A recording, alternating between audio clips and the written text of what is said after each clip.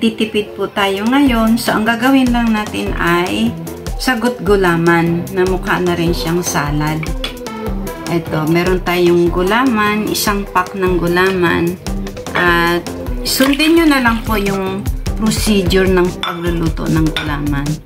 At ito ay 2 cups ng sago. Red na sago. Halo-haloin natin. And then, lagyan na natin yung ating cream.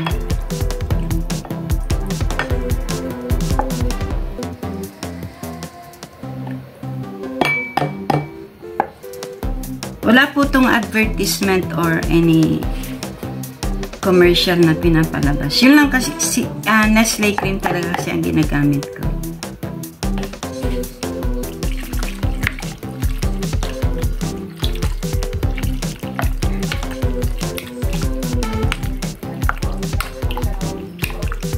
And then, lagyan na natin yung ating milk.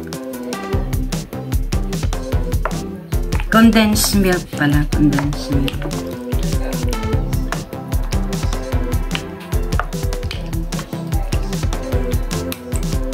Okay. Para medyo watery siya ng konti, lagyan natin ng evap.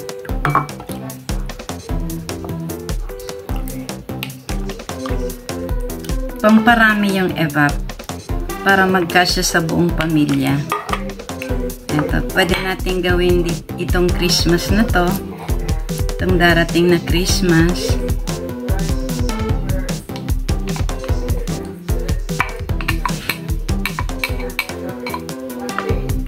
Ayan. And then, i-chill natin. After natin i-chill, magiging creamy na siya ng konti. Halo-halo lang. Pero kung gusto nyong medyo mas matamis pa, lagyan na lang ng refined sugar na i-melt. I-melt na sa milk. Pero yung ganitong mixture, tamang-tama lang po siya. Okay. So, i-chill natin siya and then, pwede nang kainin. Pwedeng after 2 hours. Pero mas masarap siya pagka malamig na malamig.